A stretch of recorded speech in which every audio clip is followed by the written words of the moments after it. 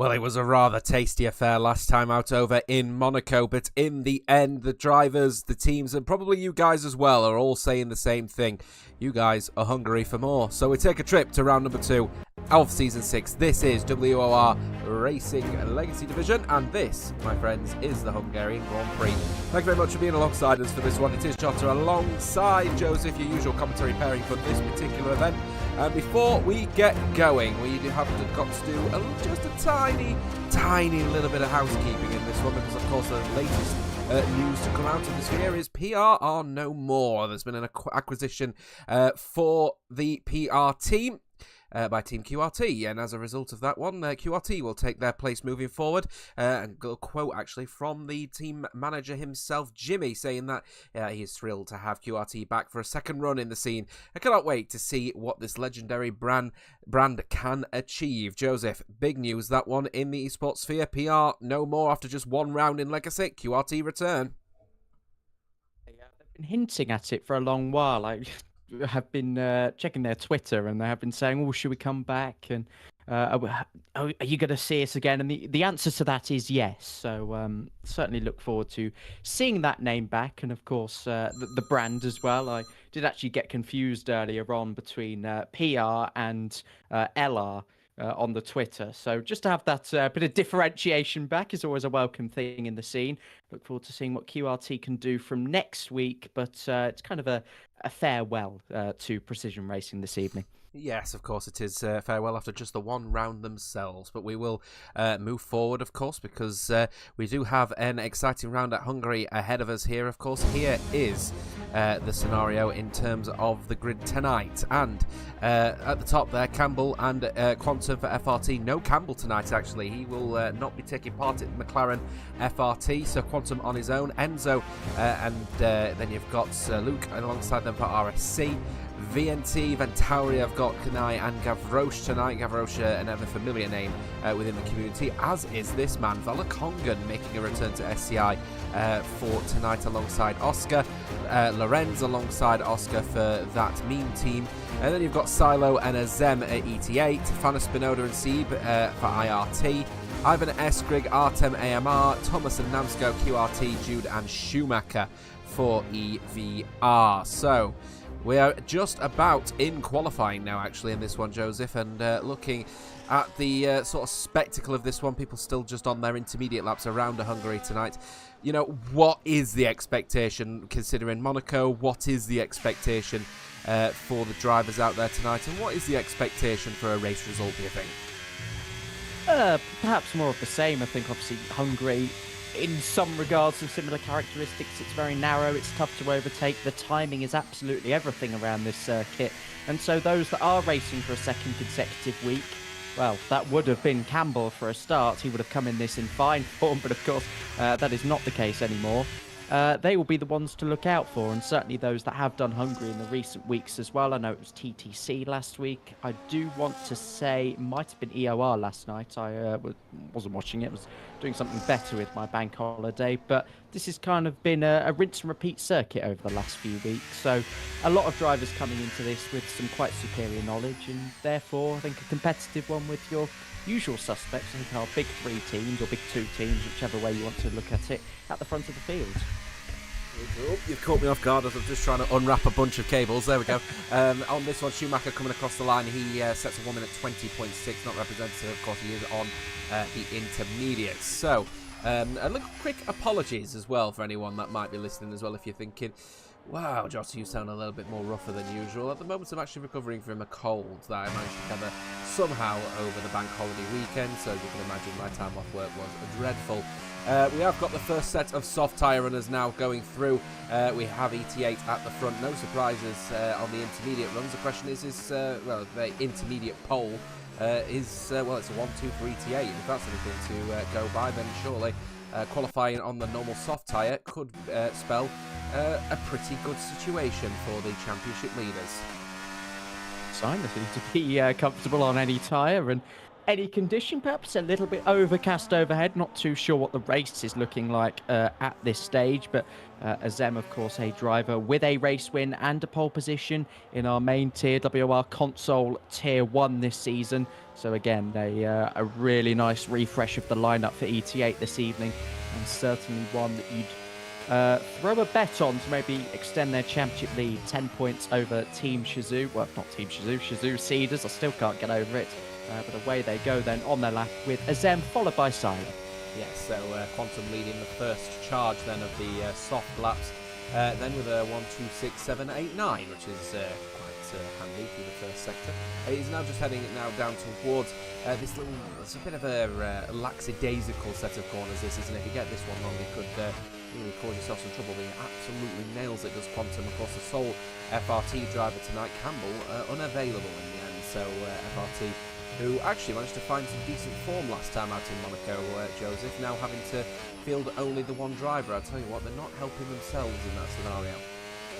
No, their reserve driver AGK, obviously manager Rev in the manager's chat saying that, well, AGK, not the most reliable of drivers anyway, so to perhaps draft him at late notice, not the best idea, but also the penalty for a substitution, a reserve substitution, is a double qualifying ban, and I think they'd rather just Quantum go out on his own. And it was really a one-man team last week in Monaco, wasn't it? It was FRT Knight at the rear of the field for the entire race. Was knocked out in Q1, and obviously around Monaco never really got going. So again, similar to last week, a one-driver situation, and Quantum the more reliable driver to do that, and it wouldn't be fair to put him at the back of the grid. Well, ET8 not managing to replicate their 1-2 on the intermediate pole, and they've actually gone 1-3. Quantum has split them, and Oscar's gone one step further as well for the Shazoo Cedar Igniters. They're now P2 as a result of a 14.649. Of course, plenty of opportunities still to go here. Going following Luke down, the RSC man in the Ferrari. He goes fourth fastest, and actually, again, a real testament to how close qualifying usually is in WOR Legacy Division.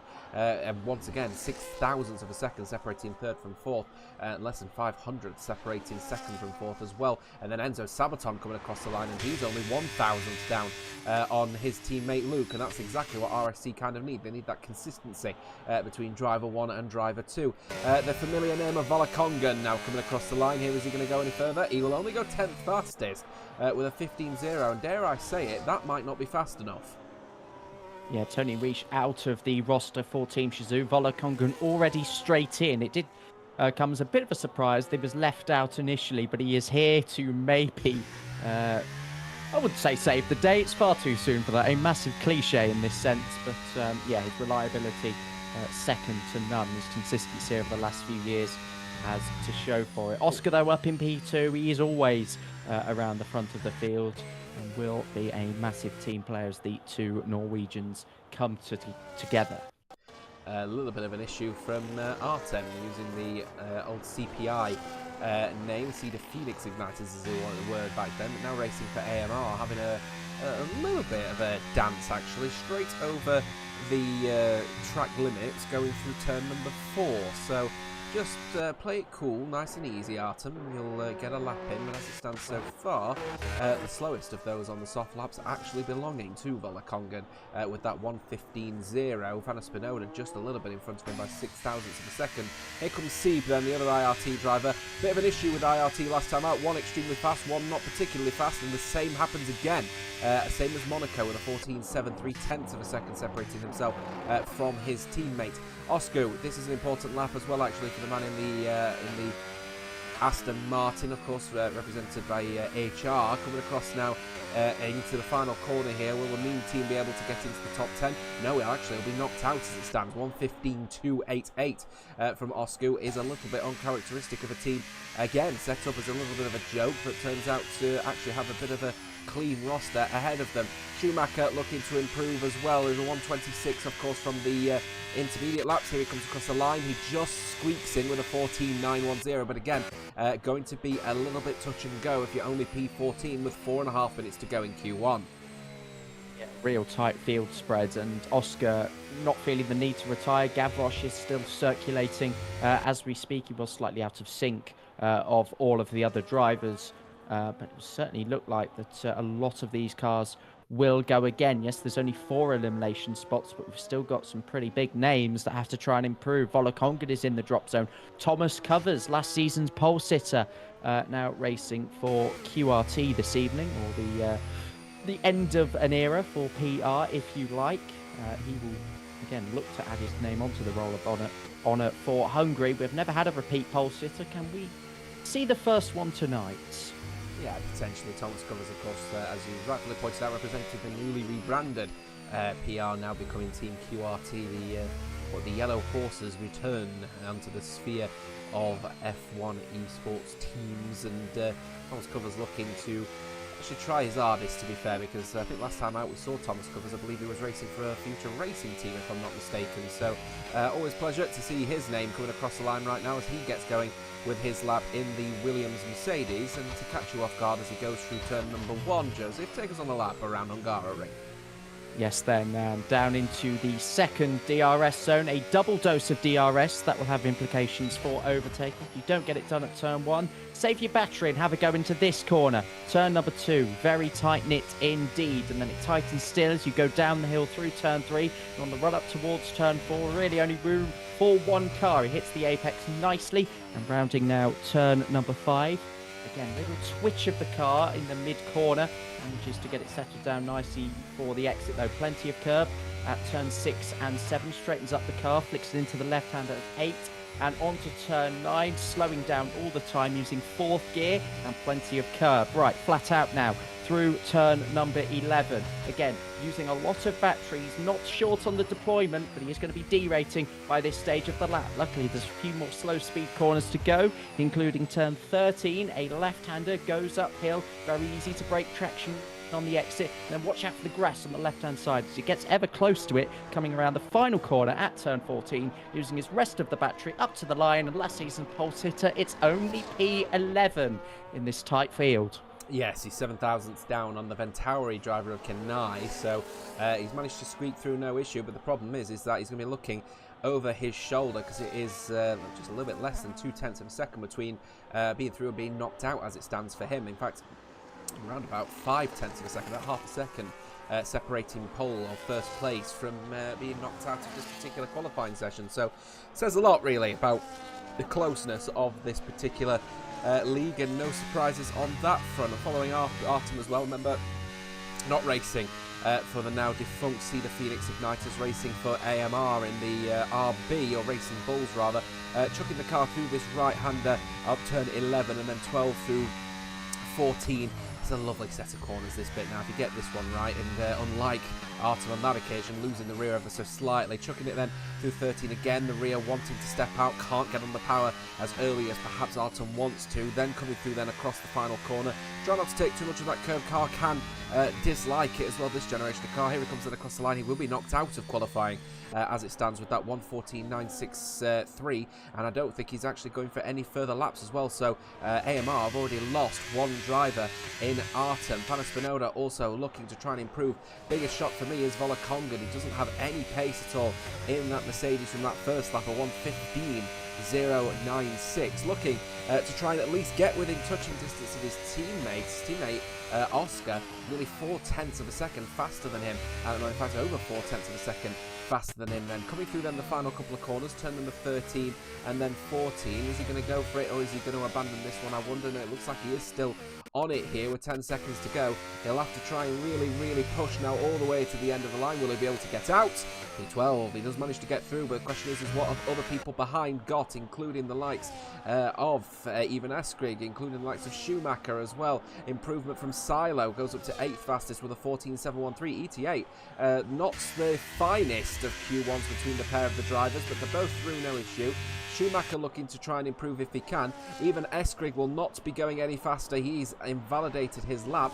Osku will be looking to try and get himself into the top 15 if he can possibly help it. HR at the moment ideally could do with at least one of their drivers through. As it stands, the other driver will actually be knocked out if Osku manages to get through. Here he comes across the line right now.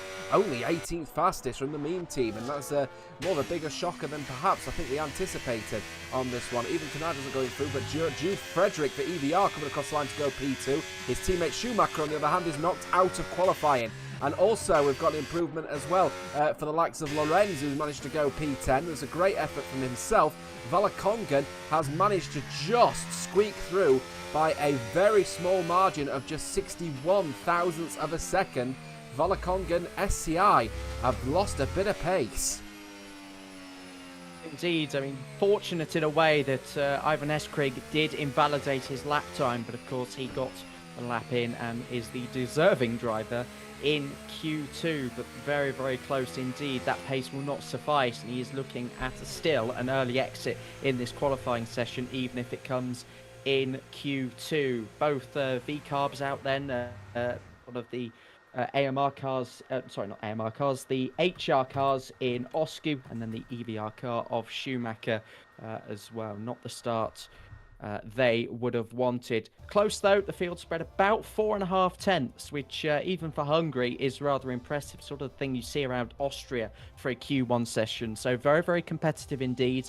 Sort of ET8 setting the pace over their rivals. I've got a completely black screen, so I've totally forgotten the result. Don't mind me, but yeah, advantage over Shizou, you can say. Yeah, absolutely. So we've got a black screen on there, so we'll wait for the next session to load in just a few short moments, but it gives us a quick opportunity to take a look then at the race results, rather the standings, rather, as a result of the race results last time out in Monaco. And as said, ET8 have managed to go to the top then from the get-go on 55. The Shizou Cedar Igniters happy to only be 10 points behind, but I'll tell you who's even happier to be 15 points behind. It's a Future Racing team in the McLarens to get a cracking race victory last time out in Monaco. Have gone third fastest, third overall in the standings rather. Then Tauria fourth from RSC. Hadrick have gone sixth with 15. Then you've got Precision Racing in seventh. Now, if I'm not mistaken, QRT's acquisition of Precision means that QRT will take those 8 points forward into P7.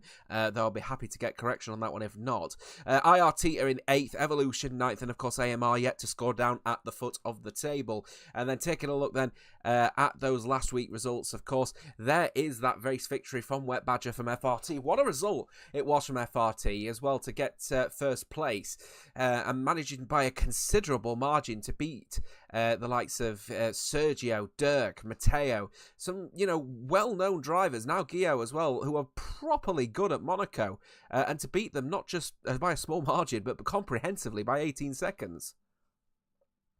I think I mentioned last week as well, the pole to win ratio was only 50% as it stood going into that race. So for Campbell to effectively become the third driver to have taken pole pole to victory in Monaco is very much an achievement in itself. And yeah, again, he fended off the pressure earlier on. He just kept increasing the margin in small increments, and there he won effectively from there. He never looked back with all the battling that was going on behind, and that was the main story, wasn't it? Sergio's double move on Francesco and Dirk as well, that double sort of Shizou takeover from Sergio. It was very, very entertaining indeed, and in the end he helped his teammate by backing up the SCI cars from Matteo to get P4 as well. That's where their 10-point championship lead comes from, otherwise it would have been a little bit closer, as Francesco would have taken a position in the end. A masterclass in overtaking.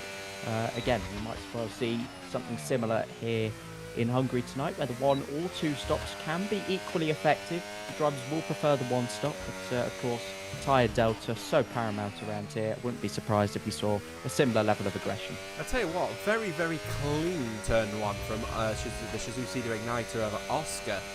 Going through there, he just managed to absolutely pin precise the first corner, managing to get the front tyre on that white line. Just turned the car in, and the rear just stepped out to perfection, so there was never an ounce of understeer in the car through turn 1, and I don't think you're going to get a better turn 1 than that one from SCI Oscar. He's going to be the first person to settle up then on what we expect to be a new set of soft tyres in this first part of Q2. Of course, the top 10, we're back to the usual status quo, bottom 5 knocked out, and then of course the top 10 go through for a shootout to pole position. if you're not familiar with Formula 1, then in which case, why are you here, to be perfectly honest with you? Here comes Oscar then through the final couple of corners then. Turn number 14 is where we would expect Shazoo's Oscar to really just power through the line, towards the line, and gets that 1:15.2. And again, I think no expectations that these are, of course, lap times that are on new set of tyres. Volokongan actually only going within half a tenth of Oscar. If that's all the troubles of SCI have just started to wean away a little bit, that will be helpful. What is helpful is Jude Frederick is looking incredibly quick for Evolution Racing tonight as he goes with a 14.9. If that's on again a used set of soft tyres, that's a fabulous lap indeed. Gavroche, 15.1 for him, not a bad lap at all. And then you've got Namsko, he's just approaching as well. Luke has gone second fastest with a 15.0, sorry, for RSC. Here comes Namsko then for QRT. Here comes across the line. He goes fifth fastest with a 15.1. Very close margins between the 9 drivers that have decided to go out in this session. In the end, about a little bit over. A little bit under, 0.6 of a second separating first from ninth, but very much used soft tyres. But a great lap actually from the EVR man of Jude Frederick. Does tend to go well around here. Always do see him participating when Hungary comes. He did last week in TTC. He did also try a 2-stop strategy. Whether he's learnt from that and can maybe kick on even more for EVR tonight will be an interesting storyline. So I look forward to seeing what he can do in the race. Volokongan within half a tenth of his teammate Oscar. I was going to mention how he usually comes alive on the worn tyres. Maybe just a sign of things to come this evening. He'll certainly have an advantage on a high tyre wear track such as this. Thomas Covers abandoning his lap. He's back into the pit lane. Not the most convincing of Q1 sessions for our raiding pole sitter. Technically, that's correct. So he looks to double up here this evening. The ET8 car's coming out on track now. The fact they've left it 5 minutes leads me to think they've come out in a fresh set. They're just looking forward to getting the lap done, hopefully without needing to use another set of tyres in this session. So first person out of those in the bottom 6 that have decided not to go on the previous set of laps, the leader will be Fana Spinoda on this one. Now, Fana Spinoda, he didn't have the most fabulous of Monaco Grand Prix for IRT, Joseph. So the question that's on my lips at the moment is what lessons does Fana Spinoda need to take in order to not get bogged down by the, let's be candid, poor performance. His 10-1 look like he's getting a bucket understeer. You know, what lessons does he need to take through Monaco in order to try and capitalise on perhaps a good result here in Hungary? First of all, apologise again if you completely ruined the start sequence. Read it up far too early. No harm done in that, just for the record. But yeah, I mean, Monaco, we know from previous seasons that it has never been a reflection of true performance, certainly throughout the season.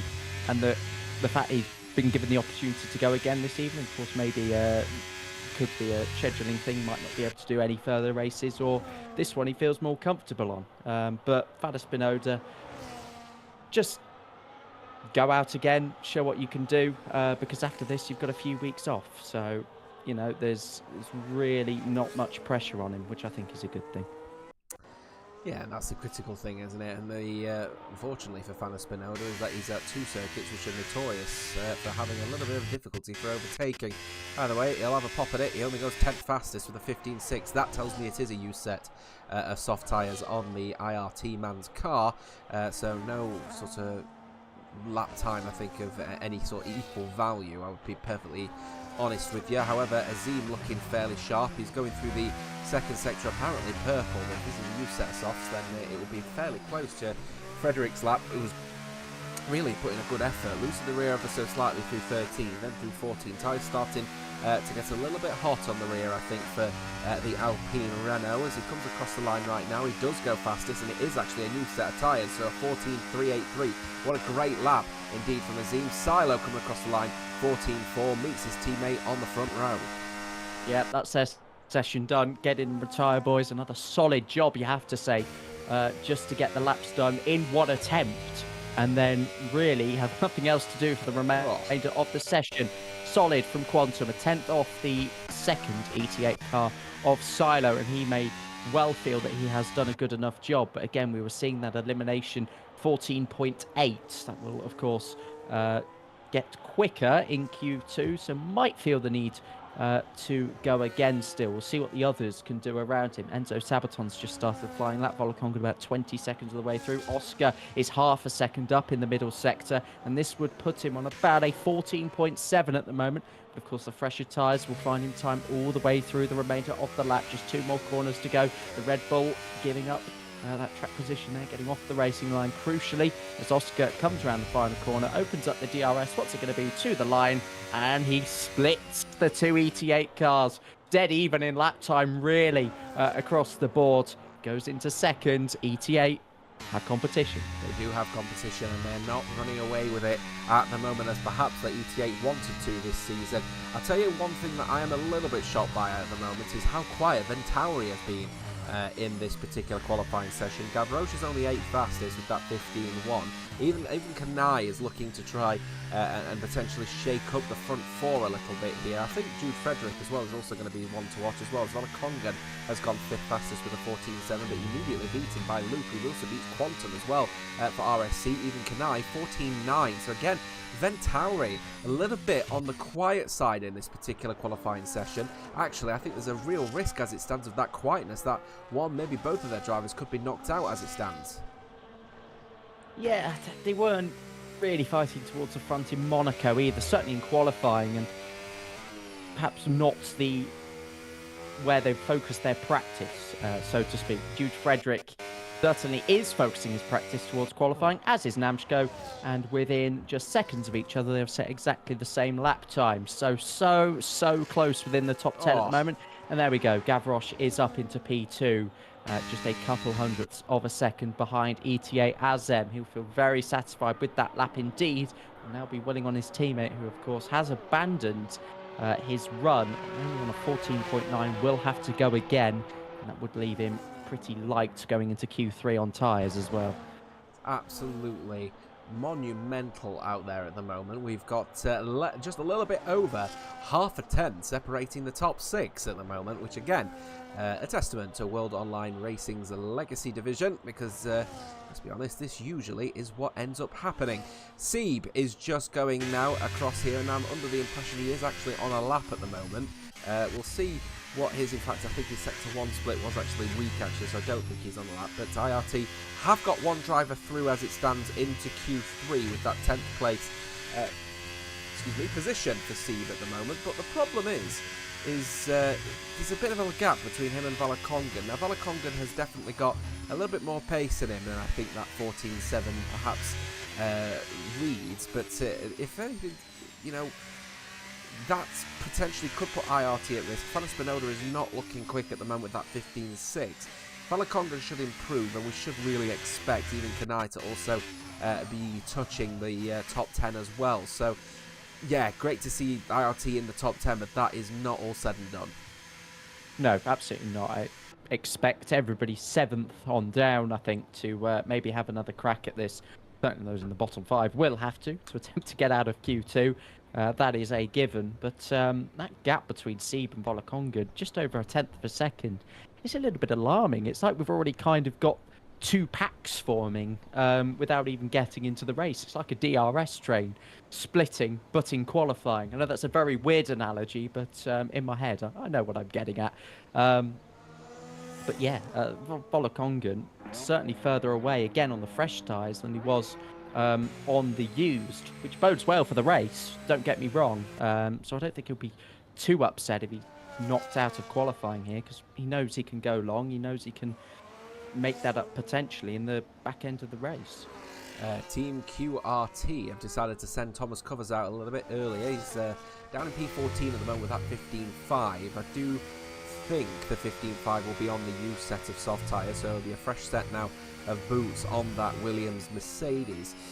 You know, I've got a bit of a sort of latent question for you here while we're just waiting on everyone finishing their outlaps on this one, Joseph. Now, QRT, I am familiar with their team from previous tournaments that I took part in that shall remain unnamed for reasons.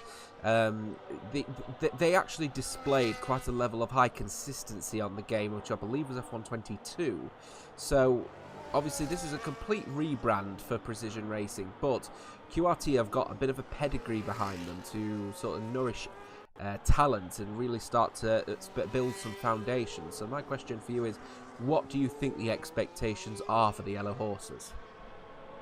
I'm not all that familiar with the team, to be honest, certainly with their management. I know it's sort of the same guys taking over, which is brilliant because, again, as you've mentioned, they will nourish that talent and hopefully bring them a bit further up the grid than maybe what PR were expected to deliver. As for the roster, though, totally different to what it'll be 3 years ago. We know that for a fact. No roster is going to be identical. And so, yeah, I think more onus is on the managers to deliver. And if they don't, then, well, they might get a bit deflated. They'll think it's a waste of time. So I just hope they bring a bit of a level of motivation to the grid and, again, sort of uplift the team. I'm just keeping an eye out as well on Thomas Covers, to be honest with you. And he is really pushing, isn't he, at the moment? I'm really not happy at the moment with him as he's chucking the car through the second sector on the power very early indeed, actually, as he's now chucking the car through the complex of turn 11. You'll want to try and mitigate that one. And look at that, nearly 7 tenths found in the second sector alone, so he's managed to find a bucket of time. The question is he going to be within touching distance of managing to qualify? 7 tenths of a second will only put him actually as far as around about P11, P12 as it stands. So he needs to hope that he's found all the time in this third sector. Here he comes in across the line. He does go 7th fastest, and he actually matches Namsko in terms of the 10th of a second with a 14.4 of his own. So QRT have got that consistency building as Quantum has gone fastest. FRT have got a man back on pole once again, though obviously this is just being Q2, 1:14.313. Banner Spinoda then out of qualifying, only 13th he can muster on that lap. Volokongan is invalidated. He will also be out in Q2. And now focus turning to the race for him. IRTC in the drop zone at the moment, still pushing. Enzo Sabaton crosses the line 11 seconds down.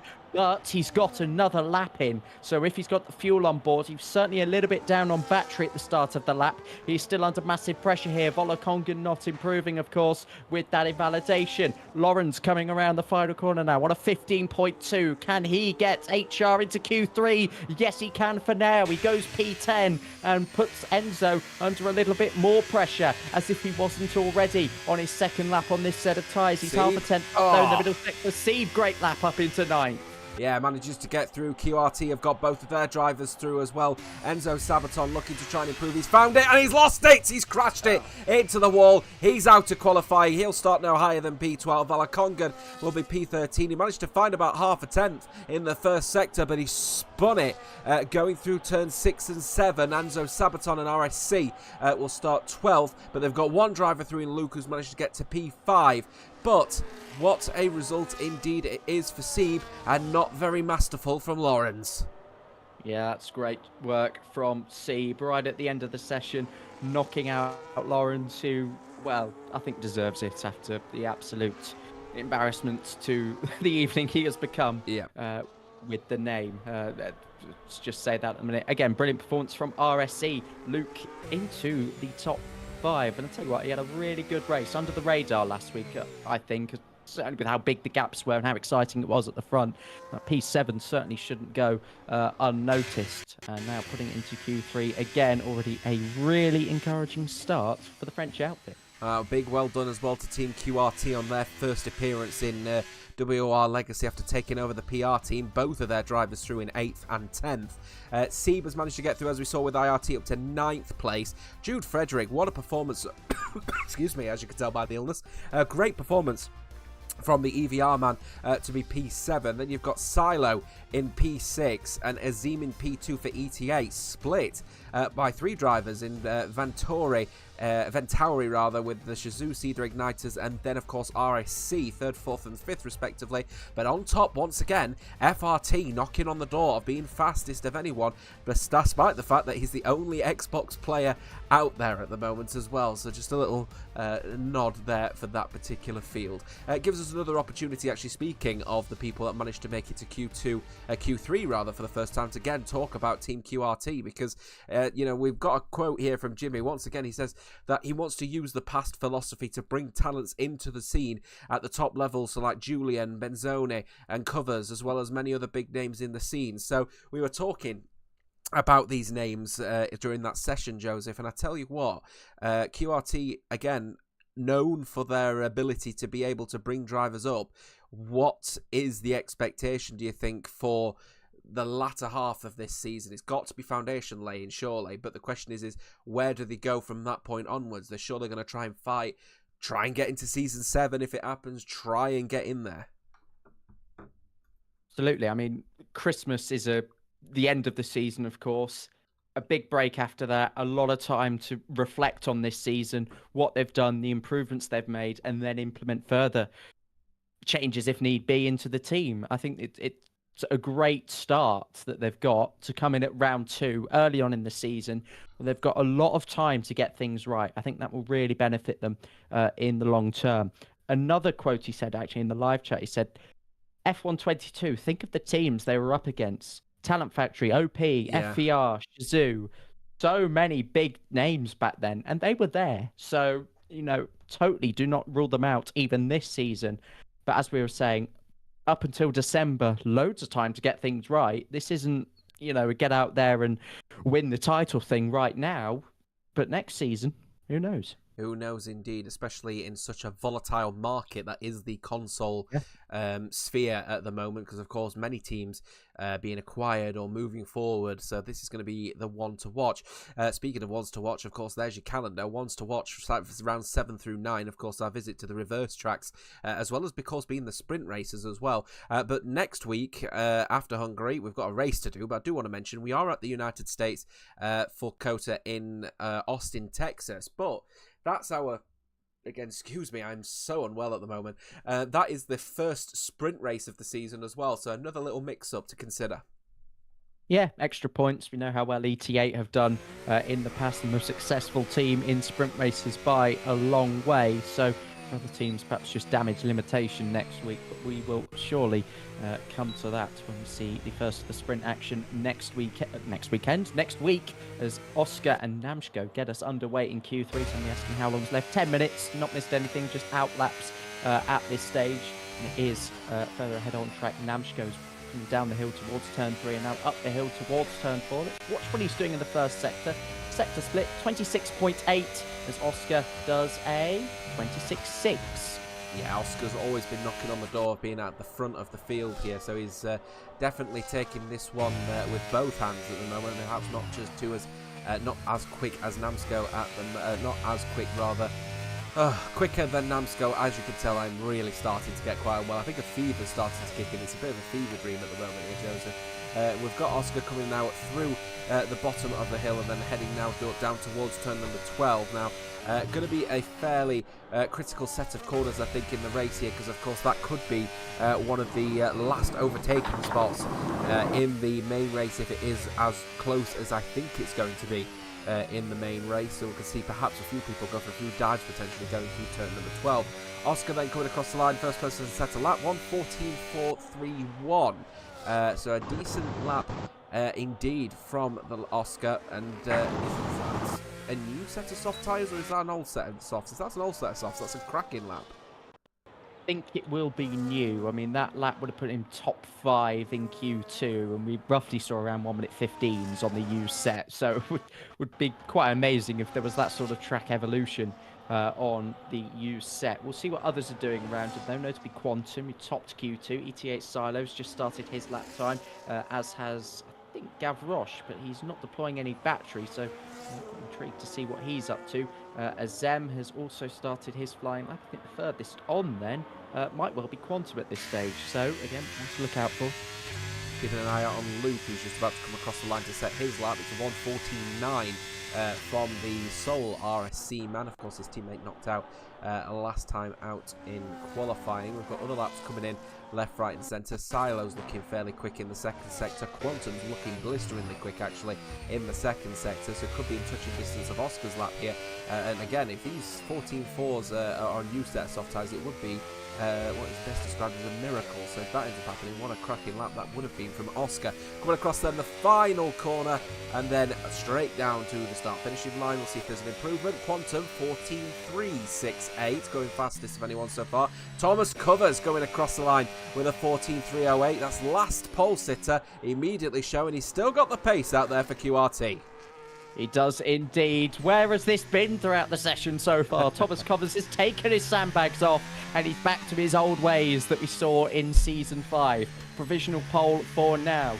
Gavroche has done another outlap without deploying. Azem absolutely smashes Thomas Covers out the park. They were 10th and a half quicker and a 1:14.153, comfortably the quickest lap time of the evening so far. Silo only managing 1:14.57.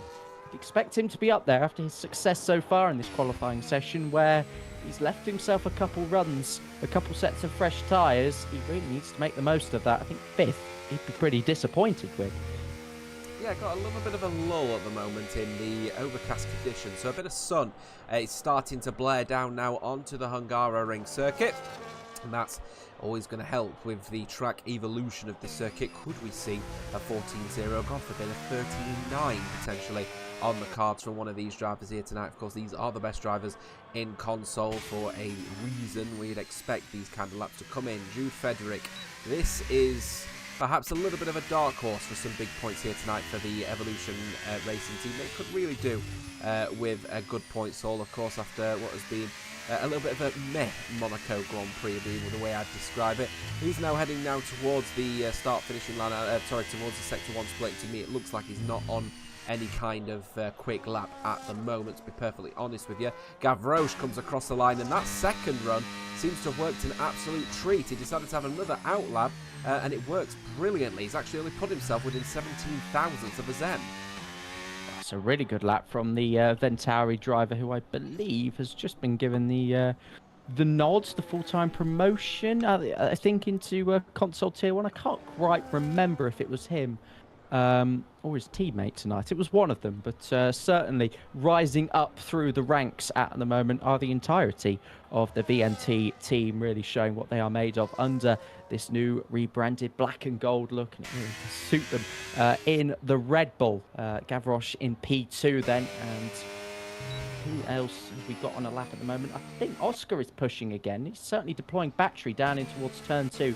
This is a little bit earlier than you might have expected, but maybe as well this is a new set of softs, a bit of track acclimatization. Yes, drivers do that before then going back into the pit lane for their formal final run. But I tell you what, he's finding times 1,000th up in the first sector with a bit of a twitch coming through turn 4. Yeah, a little bit of a twitch going through 4. He's probably lost all that 1,000th of a second that he found in the first sector as a result. Namsco, by the way, came across the line as you were talking, and he's gone 6th fastest. So QRT have managed to get at least 2 drivers, not just through into Q3, but actually one driver specifically in a really good place, and Namsco actually teasing it as well. 25 thousandths he's down by in the second sector. Again, probably a testament to the weak turn 4 that was from Oscar, but that goes to show, even on the used set of soft tyres, this track is evolving. So into the pit lanes he will go.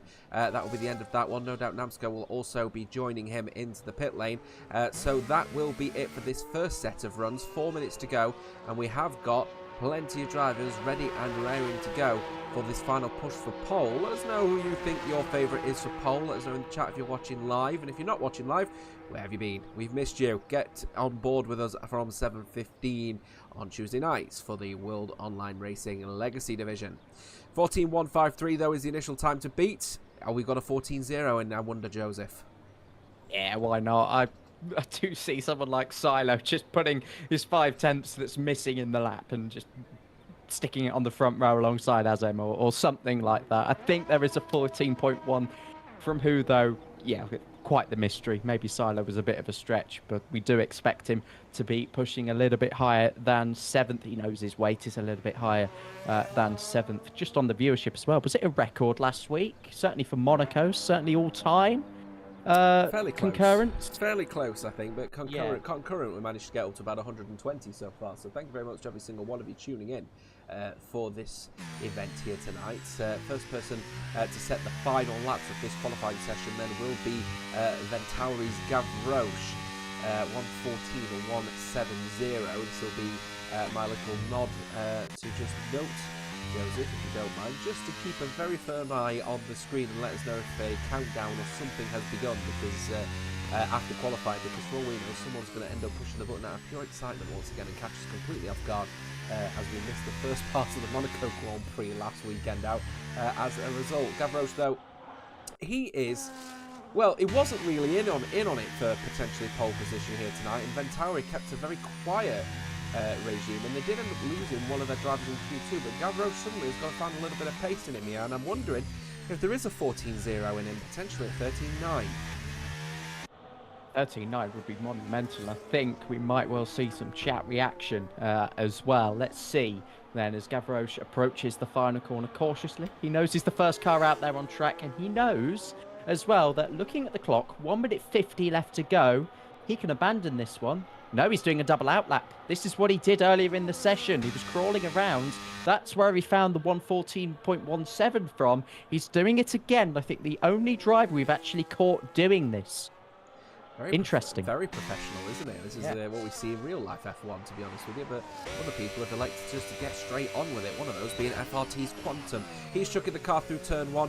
A little bit of understeer, perhaps turning the car in a little bit too late, or braking a little bit too late, rather. Here he comes then going through into turn number 3, which is where we would expect turn number 2 rather, going through into number 3. Again, a little bit of a wider line. Happy to take the wider line as the FRT man. We'll see what his sector split looks like though as he comes across here. He has found 100th of a second, so is he confident in the first sector? I wonder, is he going to keep going, or has he got more pace in him? Losing the rear ever so slightly shouldn't cost him too much time.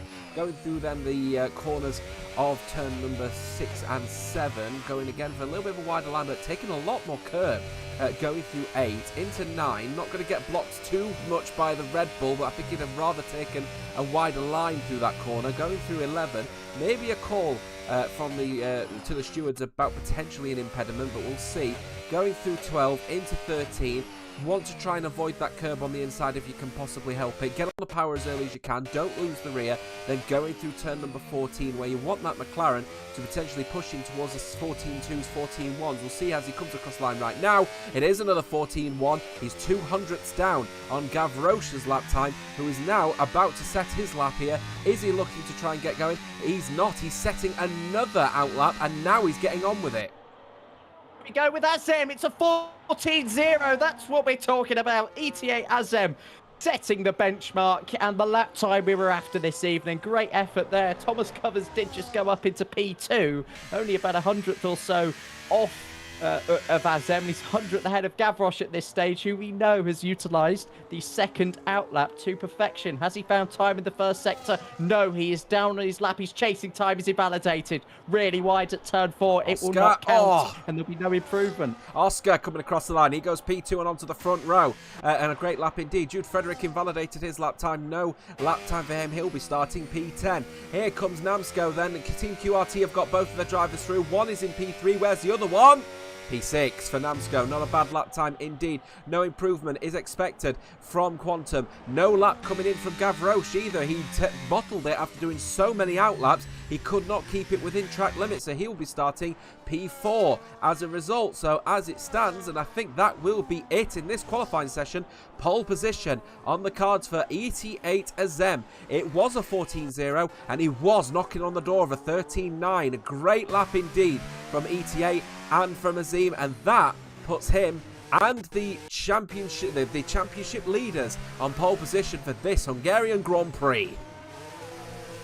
Indeed, great lap Azem, and he backs up his one pole position in console tier 1. But this first this season, first of many perhaps. Of course, you can do a maximum of 6 races unless you are allocated a third race within a transfer window.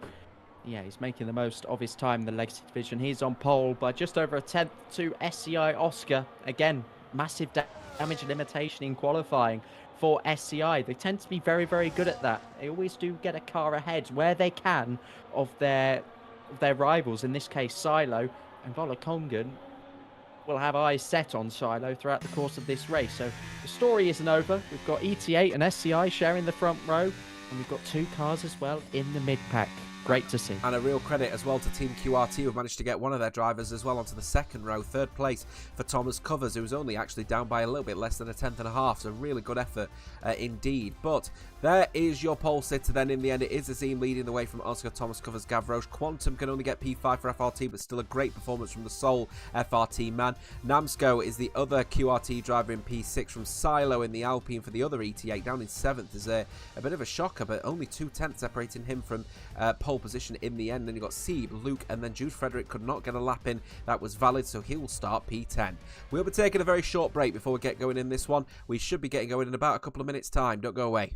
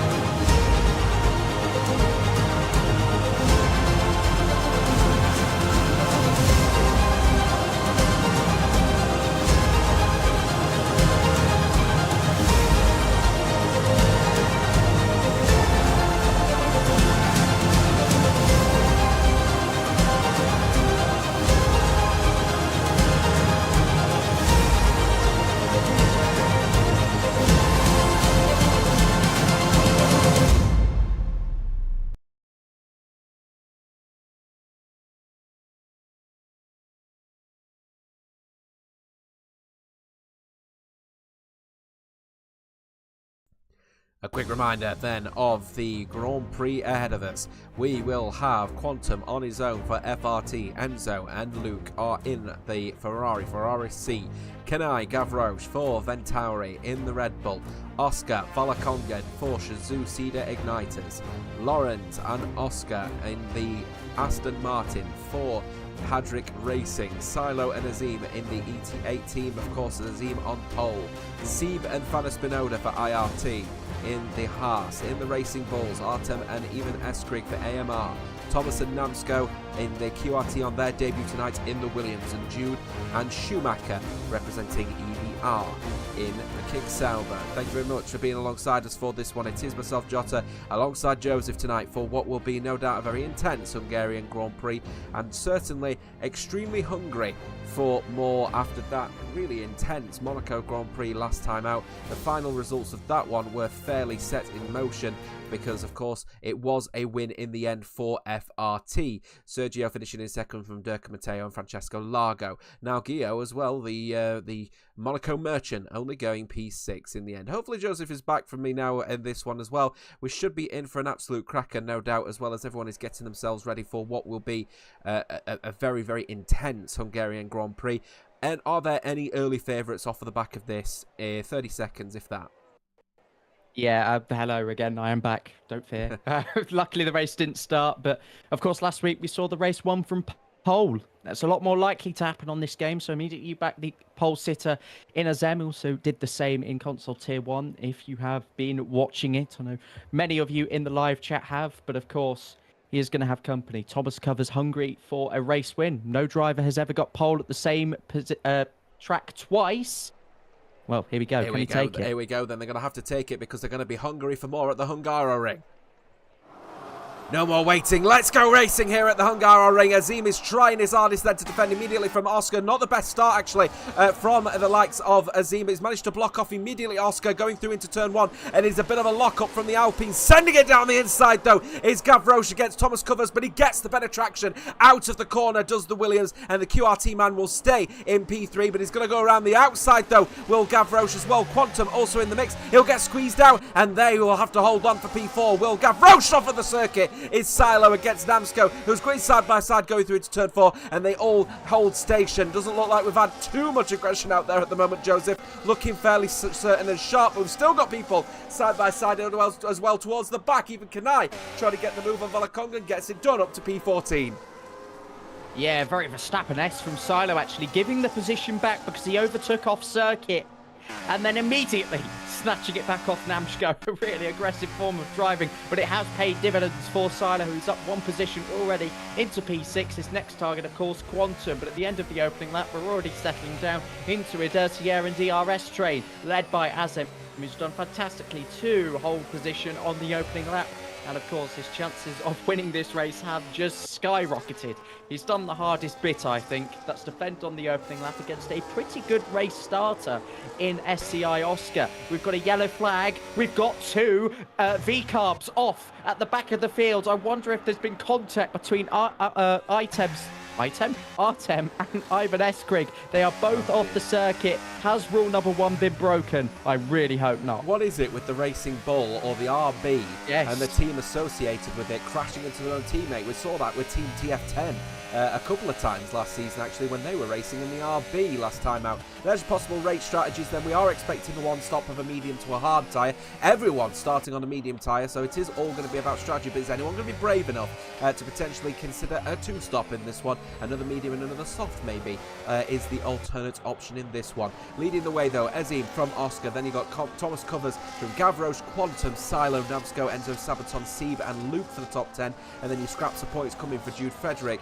Then you've got Lorenz, Fana Spinoda, even Kanai, Volakongan are wrapping up the final points. Schumacher, Osku, Artem, and even Eskrig at the back without points. And, of course, a very controversial situation potentially happening with the second Spanish outfit at AMR. Wearing 2 TF10 in Mexico last season, weren't you? I mean, that was rather funny, as was them not qualifying for Season 6. But less of the hate, more of racing. And Enzo Sabaton has cooked up an absolute storm in the opening 2 laps. Up 4 positions already. I don't know where that's come from, because he's kept himself really quiet on the opening lap. I wonder if all of those positions came at turn 1, essentially around the outside at turn 2, because you do sort of see cars getting bogged down, touching each other in the second corner, and then a gap just opens up straight around the outside for him to drive into. Enzo Sabaton, of course, a former sprint winner, I do believe. Well, yeah, that's certainly showing the best of his sprint driving there. Short-term thinking, and already a long-term gain in this race. A familiar sight of Schumacher getting his front wing replaced. He's now down in P19 with a fresh hard tyre for the EVR man, who now is down at the foot of the field, in the hope that potentially a safety car can come into play for him. SCI Oscar did set the fastest lap of everyone in the field. Now, of course, Artem setting the fastest lap. He does have a bit of clean air after that collision, potentially with his teammates at AMR. So far as it stands, out of the front 5, the fastest man is this man from the Shizucida Igniter. But is that because he's beginning a more of a push? Well, according to his ERS modes at the moment, that would tell me probably not. He's got plenty of electrical energy still in the back of that Mercedes power unit. And similar situation for Azim, if not a little bit less. So everyone's starting to find a little bit of a rhythm now building. DRS, of course, open at the end of the first lap, on board with Quantum, looking to try and potentially put Gavroche under some kind of pressure. But he's losing the rear, actually, getting a bit of wheel spin upwards of third gear. So he's really trying his hardest to stay within touching distance. But I'm wondering if his setup is more akin to something that's a little bit quicker when the fuel starts to burn out. I think so as well. It was seeing a lot of cars dive out of the slipstream on the start-finish straight especially. That's to cool the engine down. I mean, Hungary, notoriously high temperatures in real life, but you also do see on the game, regardless of climate and conditions really, the engines start to overheat. You do lose a little bit of power. So at the start of the race, no surprise really, none mainly in the overtake mode, dive out of the slipstream and then save for where you really need the extra bit of engine power. And at this moment in time, it's not right now. Silo, though, pushing, using a little bit of battery, gliding his way through turn number 12. Possible warning picked up for Quantum. Might have just straddled over the white line there, but yeah, certainly not engaging in this lean and none nonsense, as we used to call it. Lean and none. I remember back in the F1 2018 days of having, what was it now? I think it was none, 5 modes. It was, I think we had 5 modes, didn't we? So it was, I believe, none, low, medium, high, and medium, high, and hot lap, I think, if I remember correctly, for that one as well. So none of that, though. A much more simpler system for the electrical energy supplying, and speaking of which, actually, much more potential overtake occurring for Gavroche. Is it going to be an easy one going down there? No, not on that occasion, but Gavro easily now starting to put Thomas Covers under some pressure here, and the Venturi man looking to capitalise potentially on a podium position. If he can get past, though, Team QRT, who have got a point to prove here. They've only just started their venture into this particular championship, and well, one thing's for certain, he is, well, on for a podium as it stands, and that would be massive for the Yellow Horses on their debut. For your ears, EVR fans, I've just tuned into the P11 battle between Lawrence and Jude Frederick. Lawrence got past at the first corner. Jude then hit the rear of the Aston Martin and has end plate damage on his right-hand side. Schumacher already in for a pit stop, and now with a penalty as well. We could well see Jude Frederick dive in because he's already losing masses of time. And yes, he is in. We'll have to turn this into a 2-stop strategy, much like his teammate. But the team that only scored 1 point last week on debut, again, another rough start here in Hungary. Even Kanai also in, but this is actually a tactical stop. He's decided to get off of the medium tyre right now, and now straight onto a hard tyre. Jude Frederick, as we said, coming in now for a fresh front wing in what is very much the bruised lime of bruised limes out there at the moment for the Kick Sauber team, and now they are the strongest team on the field by carrying everyone else above them at the foot of the grid. Azim still running riot at the moment, but keeping everyone behind him, keeping within touching distance of the ET8 man. Closest battle, probably the one actually, is starting to brew for P9 at the moment. Managing to find around about 3/10 of a second against Enzo Sabaton has seen. Has Enzo, despite the fact that he's made an absolute blistering start in this one, pushed a bit too hard? Has his tyres become a little bit on the fragile side, or is it just a couple of rough corners maybe? 5-6 laps is usually the time you start to see the drop-off on the medium tyres. So again, those looking to do a 2-stop will do so now. And into the pits actually comes Lawrence. He's got 2 seconds of clean air to try and push into, but he has decided, no, let's go in, let's try the 2-stop. Let's see what I can gain in even more clean air, and maybe later in the race try and defend position. Certainly to maybe get Osku up the order as well, who has also gone in for that 2-stop strategy. On go the hard tyres. No, he's not. He had wing damage. Lawrence had wing damage and hasn't changed his wing. So that was a pit stop, perhaps, to come in and repair the damage. It hasn't been done. He's not been serviced. I think he's left it on auto, and the crew have just thought, no, that's all right, carry on. But certainly, if he wanted to pit, then he would have changed his wing. Hadrick Racing, Hazard Racing for the man currently now down in P16, his co-compatriot in 17th as well. Turns out could be a double points miss potentially for both HR as well as EVR at the moment. And breaking news, if you are a fan of the second Spanish outfit in this championship, AMR, they, despite the fact they potentially crashed into each other early on and lost 8 seconds to everyone else, they're back in the points in 13th and 14th place respectively. Thomas Covers again starting to look like he's losing a little bit of time to the likes of Gavroche, and actually Thomas Covers losing a bit of time certainly to Oscar. It's now about 3/4 of a second, now over 3/4 of a second versus Gavroche, and I'm wondering versus Oscar rather, and I'm wondering if Gavroche is now going to start, well, potentially just getting a little bit more into the wing mirrors of the Williams driver, representing the outfit, looking to try and earn big points here tonight in Team QRT.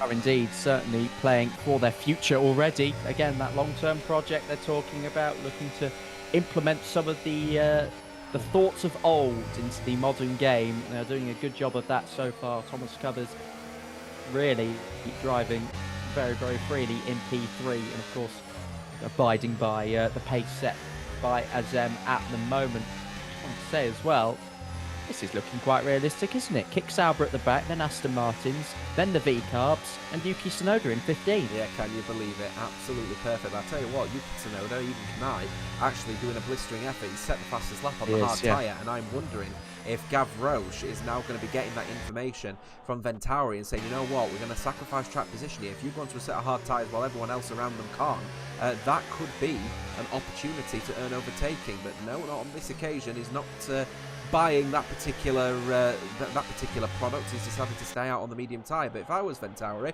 they've got one driver that's setting blistering lap times. In fact, it's really quick. It was about 0.8 of a second at the beginning of the last lap. He's now 6 seconds in the clean air. So I'm wondering if they're missing a little bit of a trick here of Ventauri to potentially get a bit of an undercut on the likes of Thomas Covers, Oscar and Azim. I do think the two-stop from, say, 4th place is a whole different ball game to what even Kanai is doing down in P15, where he's not lost any track position. He's using a fresh set of tyres to push him right up towards the back of the pack, and of course gain all that track position and then be even in the pit stop game with the rest of them. It's quite likely that he does at least catch up to the 2 AMR cars, and then there's quite a big gap to IRT and Fana Spinoda, but yeah, nothing really being lost for even Kanai, whereas Gavroche sacrifices all that track position. And, oh, I'm sorry to report again that AMR have spun, this time on the exit of turn 4, which is, again, highly unusual. He's either hit the inside curb and then gone for a spin, or lost it on the exit, but I don't see how you could break traction there. I wonder if there was further contact. I don't know what's happened there with Artem, but he's not finding any confidence at the moment in the Racing Bulls around him. So the number 13 Racing Bull now down in 17th place and a pit stop behind everyone else around him at the moment. We've got Fana Spinoda. He's now into the pit lane. He's had enough of these medium tyres and he will now pit. Another little marker potentially for the mid to back markers for potentially switching onto a hard tyre at some point. Schumacher, 3-second time penalty for multiple warnings. Again, a little bit more expected, unfortunately, from the man down in 19th place, who's really having a torrid time at the moment in the bruised lime for EVR. Fana Spinoda now leaving the pit lane, and in fact, he will just get in front of the likes of Jude Frederick and Artem, who've got their own little scrap happening at the moment, as Jude Frederick is hoping to try and get the cut on Fana Spinoda, but on this occasion, it looks like he's going to lose that position.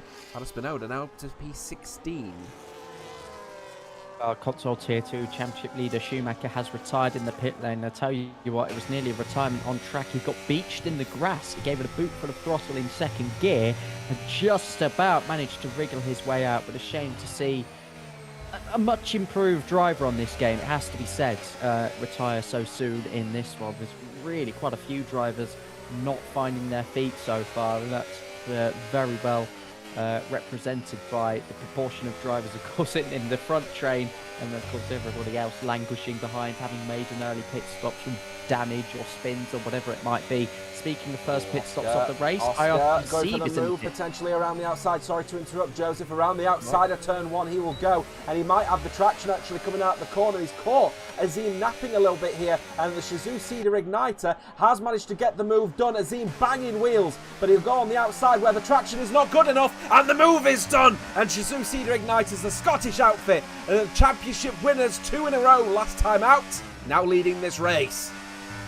That's caught me napping, certainly. Sorry that I didn't catch that so soon. Right as they went side by side there, we saw Oscar eventually get the move done. That double dose of DRS helping him. And again, Azem just perhaps, I wouldn't say being caught napping himself, because there was always going to be a point where Oscar got a little bit close and then decided, yep, this is it, I'm going to go for the overtake. And Azem perhaps happy to give that up. Maybe he's thinking of undercutting the Mercedes and getting the position back that way. We'll soon see. We saw some tyre hooking being reported last week as well, didn't he? I did see they make a bit of contact at turn 1. I wouldn't want to see it reported again.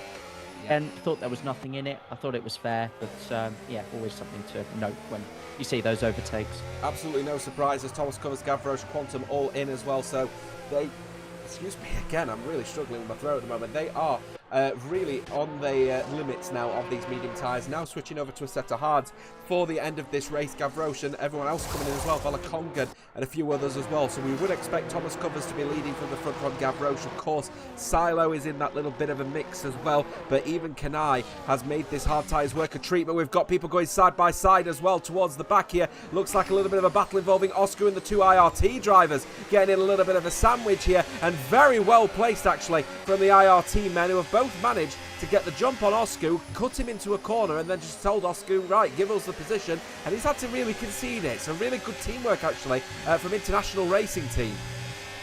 That is huge, but I must add, they cannot do 25 laps on those tyres without a miracle, to be honest. I think 22, 23, you really start to push the extremities of the hard tyres. You enter RNG puncture territory. They are playing with fire, doing that undercut, but they have got into pretty good track positions, that must be said, right on the back of Gavroche, who's in turn pushing Thomas Covers, in turn pushing Ivan Eskrig, who has yet to pit off of those medium tyres after the lap 1 spin in tandem with his teammate Artem.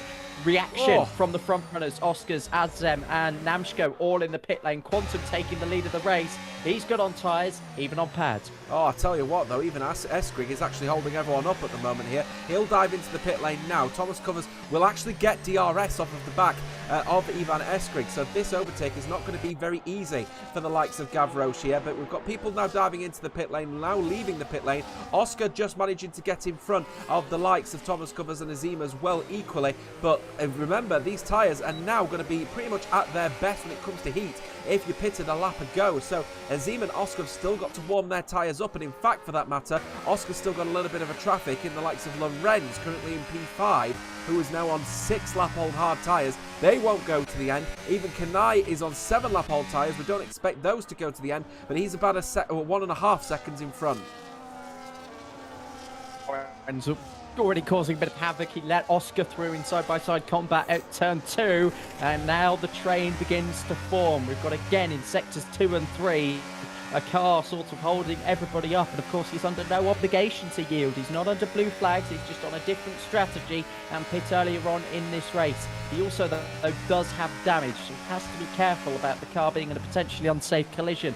I'm not to promote myself here, but if you saw my TikTok, you know how annoyed I do get at that. But regardless, Gavroche and Sieb almost coming together, coming through turn 12. Gavroche really pinching Sieb to the inside apex. No contact in the end as the two IRT cars look to make the most of their earlier pit stop. Looks like they can't quite do it. Yeah, this move should be easy done then for Azim, who manages to go down the inside line, gets the overtake done. Thomas Covers will want to get this one done as quickly as he possibly can. It's critical for his race strategy. He'll use as much overtake as he can, surely, to get past the Lorenz at the moment, because otherwise he's going to end up losing a bucket of time to someone with wing damage. And I tell you what, QRT have probably not passed that message on to say it's critical. Now he's got a whole lap potentially behind Lorenz with a damaged front wing. It was critical for him to keep within touching distance of Azem. Now he's got a little bit of a challenge. He does indeed, as he tries to battle past even Kanai, who of course playing into Gavroche's hands, as you have rightly said already. I'm so intrigued by this live chat. It's time for Oscar to pit, apparently. He's only done 1 lap on the tyres, but time to come in, Oscar. That's your stint done. Very high tyre wear at this moment in time. No, he will be going to the end on this set of tyres, unless he said that earlier. But not a lot of chat activity reacting to some of the strategies we usually see some teams absolutely ripped into. So I am intrigued to hear chat thoughts on the strategy. Here comes Gavroche. Can he go around the outside of the final corner? No, of course he can't. Thomas Covers was always going to show a closed door into that corner. But here we go then, on board with the Red Bull. DRS open and battery enabled as well, as Azem gets past Even Kai with ease. Yes, he's looking for then Gavroche around the outside, but they're going trying to get potentially side by side. It's critical for his race to still be within touching distance, but I think there Lorenz not really seeing the Red Bull coming, but he is defending it. It's Lorenz! Oh my goodness me, getting really close and up close and personal with the likes of Gavroche, and Gavroche will say, I need to get past this guy ASAP, I need to get it done, but that inside is completely covered off, and Lorenz is really hampering the performance of those in the midfield at the moment. He stays in P7. Gavroche will then surely go for the dive.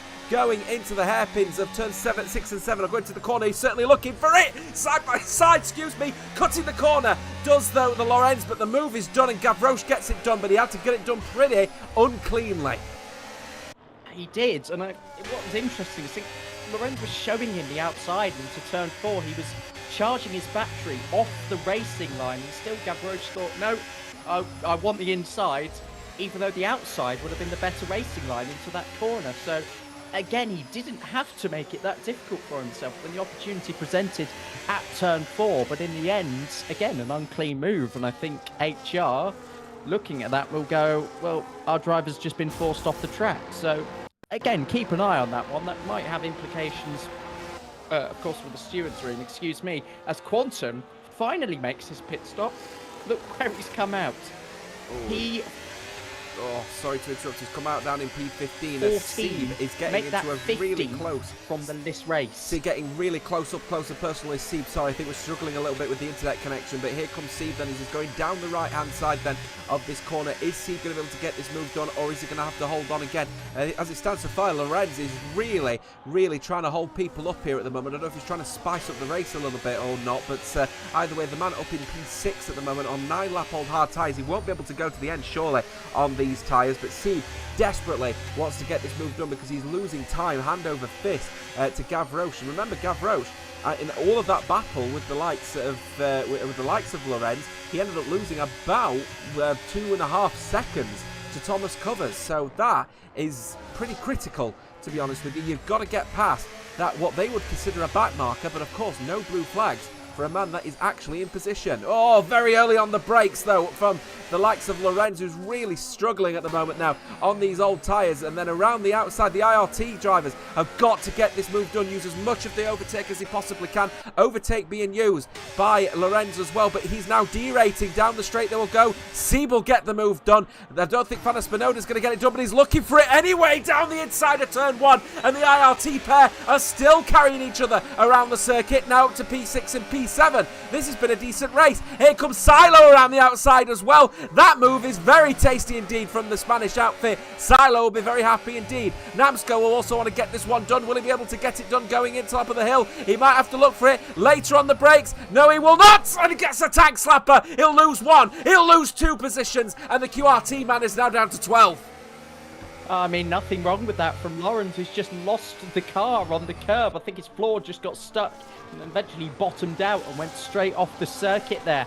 Good defending, if anything, from Lawrence. I mean, he kind of did what Alonso was doing back in 2021 in his defence of Lewis Hamilton. Something very similar there indeed. And, of course, that damage, it must be said, it doesn't look critical, but it's only going to make the tyres worse.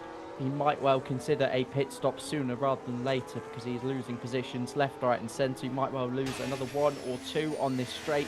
Another slide coming out of turn 13. Volokongan touching the rear wing of the Aston Martin around turn 14. And now get on the battery. Flashing light at the rear of the Aston Martin indicates that there is no deployment from the man with the stupid name. And Enzo Sabaton, is he going to dive down the inside? No, he thinks better of it. But that is because, again, the double dose of DRS will surely see him pass going into turn 2. Still harvesting. He's not harvesting. He's only got oh, that's a late one.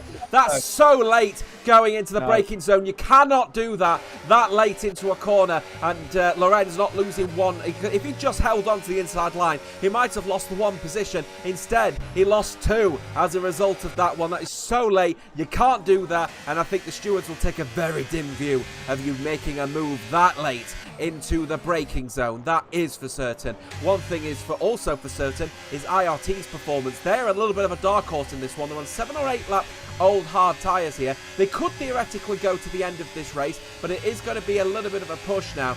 But they are holding each other and they're carrying each other around the circuit, and in front of them are a team doing exactly the same thing in Ventauri. You've got 4 drivers that are all doing exactly the same thing, carrying each other around the circuit at the moment. That could be fairly critical. The only difference, of course, is even Kanai is now on 12-lap old hard tyres, and they are starting to fall a bit off a cliff here. IRT could carry both of their drivers up to 5th and 6th, and what a performance it would be for the backmarker team then. Here he comes then, and there goes Sieb now up to P5. Will Fanna Spinoda also look for it? So late on the brakes going into turn 1. And what a move indeed from the man against even Kanai, who cannot get the traction. And IRT continue to carry each other around the circuit. And Silo doing exactly the same thing as he did against Lorenz earlier on. And he goes around the outside. And he's still being carried by the two IRT men. Fabulous. Yeah, fair play to even Kanai. A lot more compliant, I think, in his defending. Just kind of not waving Van Espinosa through, but when he saw the car coming, flying down his inside, no, he didn't turn in on him. He just kind of let it happen, as you could say. He was almost bound to get him anyway on the run towards turn 2, but yeah, good. Fair defending, it has to be said, from the second Ventari car. Rain not happening, we've been told. Again, it's looking very overcast. It has done all evening, but the strategy that you are seeing is for a dry race. So those doing a two-stop are doing a two-stop, and we'll go into another set of slick tyres.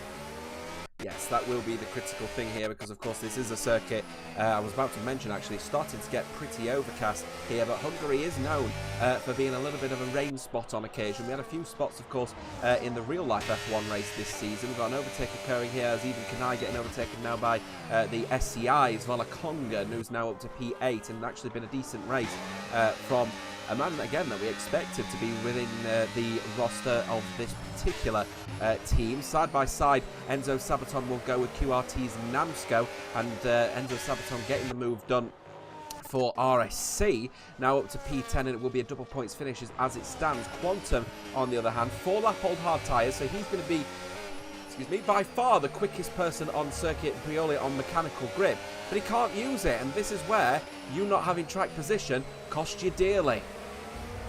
Yeah, even a tyre delta can not always come to your rescue. It's about how you use the tyres, and again, where you come out in the grand scheme of things. SCI Oscar is loving life at the front of the field, as M as well, with an exactly the same gap. It's pretty much equidistant at the top 3. Nothing going on there. All of our action is where the tyres really do differ in performance. Steven Van Espinosa doing an unbelievable job at the moment. We do expect them to do a one-stop. We do expect them to run right till the end of the race. Even Kanai is into the pit lane. 14 laps done on those hard tyres. He will do another stint of even length at the end of this race.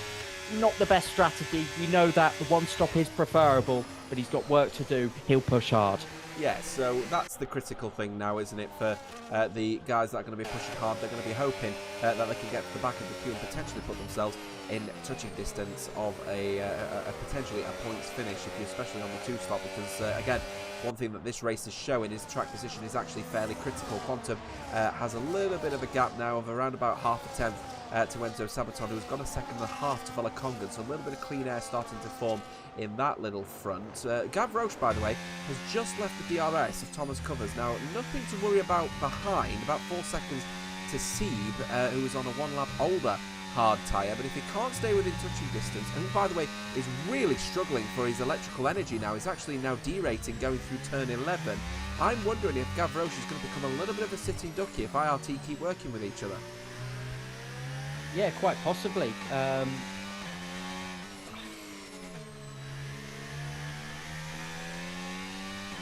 Sorry, Josh, I just had to mute myself there. I think I'm catching your illness over the microphone. All right.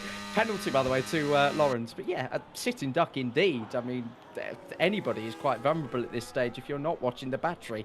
And I think some drivers really aren't. They're pushing quite a lot for that short-term game on these tyres when there's not really a lot to play for at the front of the field.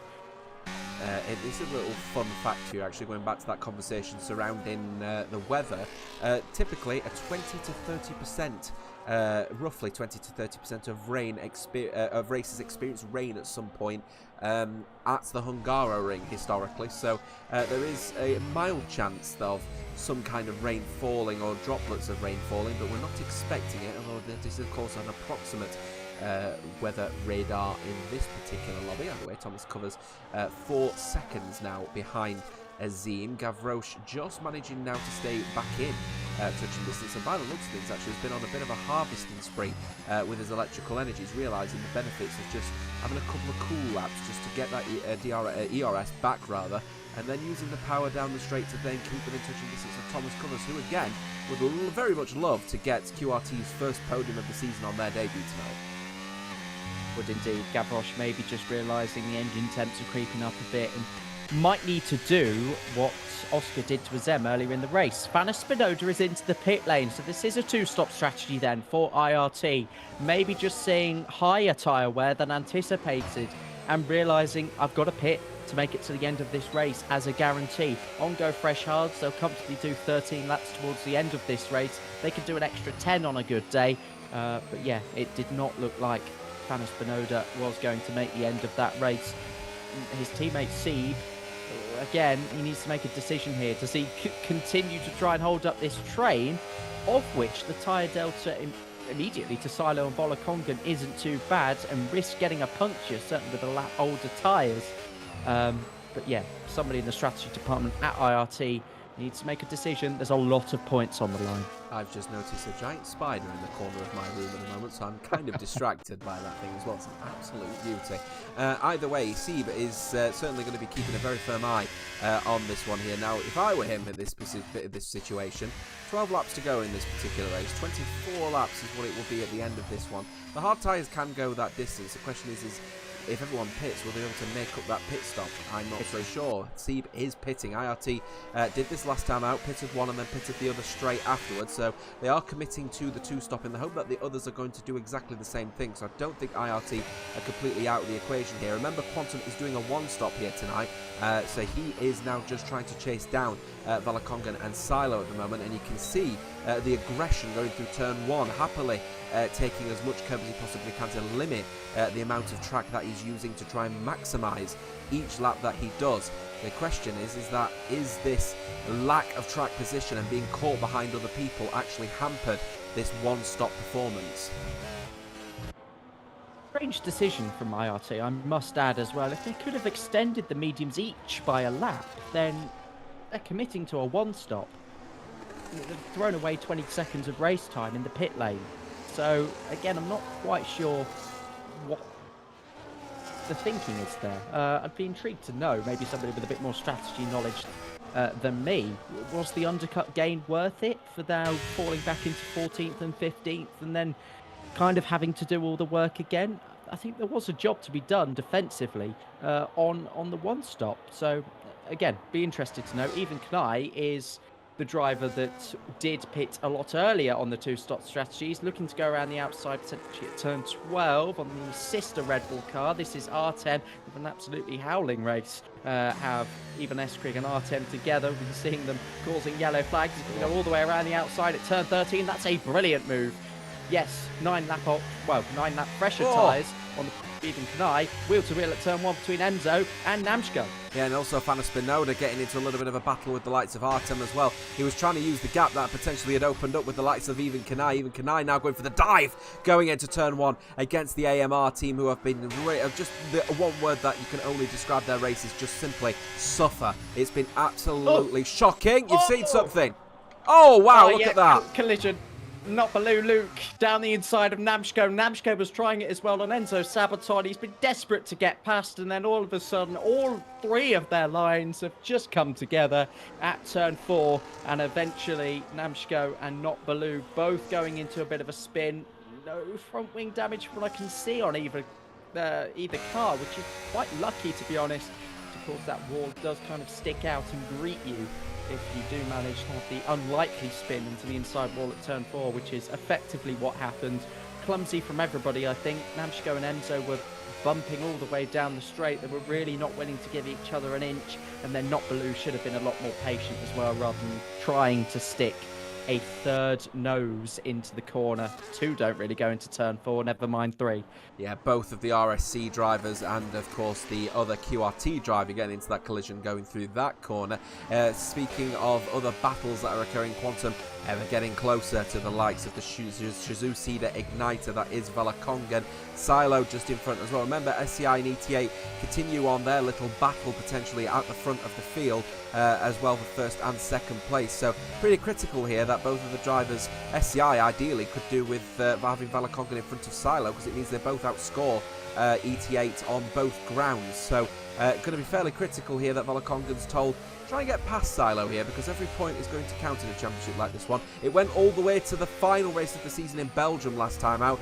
So again, like I said, every point is going to count towards that title hunt. Quantum in the best position still here, really. Not going to be worrying about a puncture. There's no way his tyres will reach that threshold after doing a monstrous stint on the medium tyres. Now, can he overtake Valakongan? Can he overtake Silo? Again, Valakongan being really, really stubborn as always, in a good way. His battery is at full. He is prepared to defend at whatever cost. He's also prepared to launch an attack on Silo when the time comes. And that might be that Quantum gets involved and Valakongan does nip past Silo because he's forced into that attacking manoeuvre. Of course, that's what Quantum wants, but Valakongan, experience-wise, probably won't let that happen. Yes, just sorting a few microphone issues on my side as well. I think my limiter was turned off for some reason, so I might have blown out the sound of everyone that's watching. So apologies if your eardrums have popped on that one. That's on me. Laps 27 of 35 then, so we've got about 7 and a bit laps to go in this one. 3.5 seconds a gap between Oscar and Azim. Oscar made that move, didn't he, going through into turn number 1 a few laps ago, and he's just basically owned this race from the get-go. Now Gav Roche wants to try and do exactly the same thing against Thomas Covers, but I tell you what, it's been a really good race actually from the likes of Thomas Covers to just manage that gap between him and Gav Roche. We still have a little bit of a battle happening down in P11, 12 and 13 as Luke and Fanos Benoda getting into their own little battle. So the IRT, remember, now on a fresh set of hard tyres as Jude Fredericks race going from bad to worse as EDR had an absolute stinker. They can write this race off completely as Fanos Benoda trying to get this move done on Even Kanai. Even Kanai on the 2-stop as well, but 2-lap older hard tyres. IRT will be hoping they can carry both of their drivers through now to the end of this race. Now, Fanos Benoda, is he going to get the move done on Even Kanai? I'm not so sure. I'll tell you one thing, though, Sebe is certainly going to try and get this move done on Luke as quickly as he possibly can. He is defending it, is Luke, so around the outside they will go, and they are battling the IRT drive as well. Oh, a little bit of a failed switchback. Well defended from Luke, but Sebe will want to get this move done as quickly as he possibly can because Fanos Benoda is now 2 cars in front of him. Around the outside, Sebe will have to go then of the next corner. Silo with a 3-second penalty. That could be critical, but what a move from Sebe as well to get that move done on Luke. He's now up to P12. He's going to try and chase down Even Kanai and join his teammate in 10th and 11th place respectively. IRT have had a really, really good team race today. Brilliant from them. Yeah, totally agree. I mean, Sebe, I was super impressed last week in Hungary when I watched him, and I've been super impressed with how professional he's been tonight as well. No real issues on the overtaking front. Knows exactly what he's doing, sets up every move with purpose and intent. And again, we've just seen that around the outside at turn 2. Brilliant job indeed there. Fanos Benoda up into the top 10. Now we're talking. I mean, I did criticise the strategy a little bit, but they've really started to show what they can do. They've got their sights set on 9th, then 8th. Neither car within DRSing anybody, so they'll kind of be back up to where they were. And in fact, this has benefited Sebe because I believe he started, sorry, it was Fanos Benoda who started 14th, Sebe in 8th. They've come together to make a really good strategy here, so I do take my words back. I was just a bit curious into what their thinking was. Yeah, and the fastest lap of this race is currently with Sebe as well, so it's critical to get into the top 10, because if they do in this league, despite the fact that the real-life F1 has dropped it, we've kept the fastest lap point, so Sebe will be taking an extra point if he gets within the top 10, so fairly critical actually that they get this one done, because as I said, in this particular championship, every point really does count. Just a quick review actually, by the way, of the position indicator as well, and where people have been, where currently are versus where they actually qualified. What a race it has been for Valakongan. This is classic Valakongan behaviour, this one as well. Did not qualify great, but he's managed to gain 7 positions and now up to P6, and that gives SCI the points that they need to stay within touching distance of the likes of ET8. I'll try and do the maths in my head as it stands. I do believe ET8 will still maintain the lead in the championship, but I do think it will be cut by the fact that Oscar is winning this race.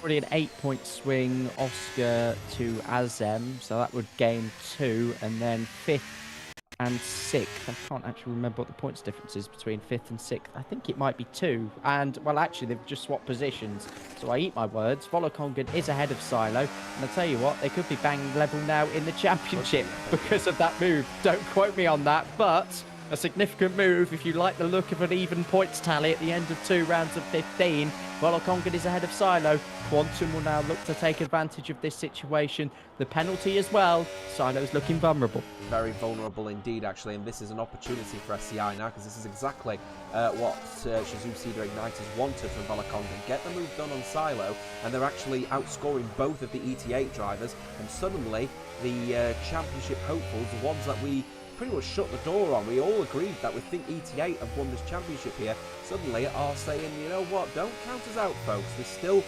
might be a 2-time champion, and we are still defending champions here. Just because we've had a little bit of a name change doesn't mean that our pace has differed, so keep an eye on that one as well, as I'm still trying to keep up, by the way, with this little battle with Gav Roche and Thomas Covers. The gap now a quarter of a second, so Gav Roche will be hoping to get this move done, as QRT are desperate to try and take this third place here, this podium. But down the inside, Gav Roche will go. Thomas Covers will not get DRS, but he'll get the switchback. Will he have the traction, though, I wonder? DRS is open for Gav Roche, but the move has now been done, and Ventauri have now got a driver on the podium, and QRT will be hoping, as we've lost a driver, and Fana Spinoda, I think, has gone for a spin. He's got no front wing whatsoever, has Fana Spinoda, and IRT's race, which was looking so good, is now completely harmed. Around the outside, Sieb will go. He's recognised the issue with his teammate. He wants to get this move done. Right in front of him, side by side, even Kanai and Enzo Sabaton. Enzo able to hold on for P8. Sieb surely not going to go for the move down the inside of turn 4. I tell you what, I don't know what happened, but you certainly saw it, Joseph.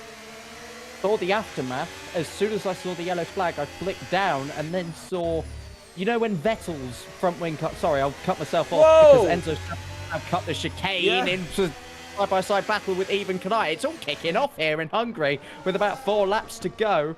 I'll now go back to what I was saying. Remember Sebastian Vettel's front wing exploding in 2019 after a spin? It looked like that on the aftermath. The front wing just popped off and it didn't look like he hit anybody. I'm really, really confused at what's happened there. It could be a game glitch. It could be a very severe high-speed contact into the back of another car. But again, it didn't look like anybody was around him when it happened. Very unusual circumstances. I hope you clipped it, actually. It'd be interesting to see what that looked like, actually, and later down the line. So we'll see what happens anyway. Sieb is hoping that he can get the move done on Enzo Sabaton. Will he get that one done? He's going to go for the late breaker, but they go completely Enzo off guard. He went for the late breaker. Enzo matched him, but nearly piled it back into the back of the likes of the Avon Kanai, and then he's lost the rear, and now he's got major front wing damage on the right-hand side. It looks like he lost it under wheel spin in a high gear. So he was recognised the challenge. It looks like, Joseph, you've disconnected.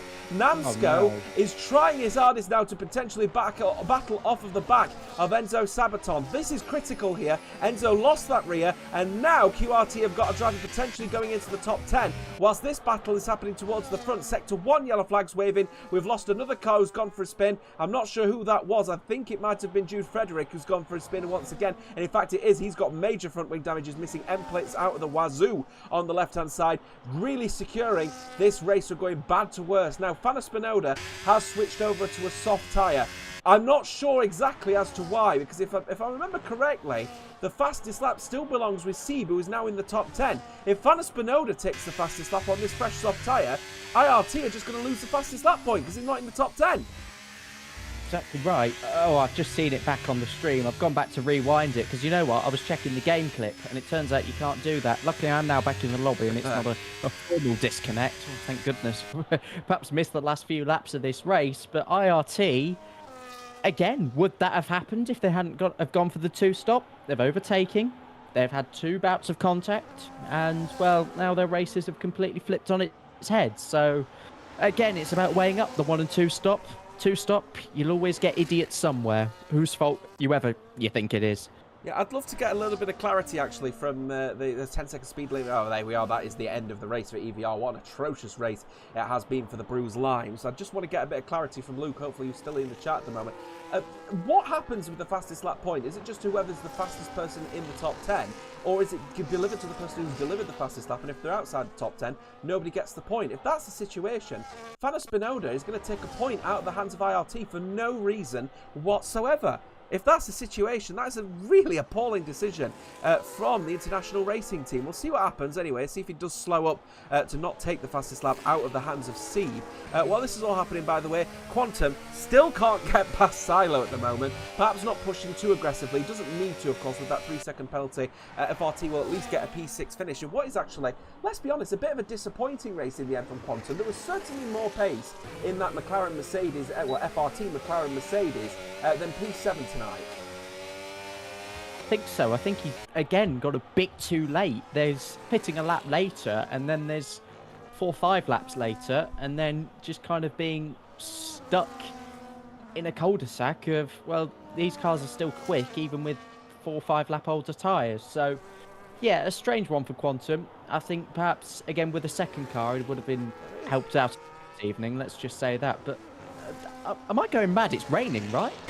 It is raining out on circuit, and I did say it looked like that the conditions were forming, and a 20 to 30% chance of rain forming on the circuit. That is pretty critical here, because the track is now going to devolve. It's going to get more and more wet on very old hard tyres here, and that is going to pose a serious risk to the drivers out on circuit, and it's also quite humid on this circuit as well, so the track conditions are going to deteriorate pretty quickly. But we are on the last lap of this race, by the way, folks. A quick clarification, by the way, Luke has confirmed it is just the fastest person in the top 10, so Fana Spinoda hasn't taken the fastest lap point out of Sieb's hands. That will still fall with Sieb in the top 8, so no situation to worry about on that front.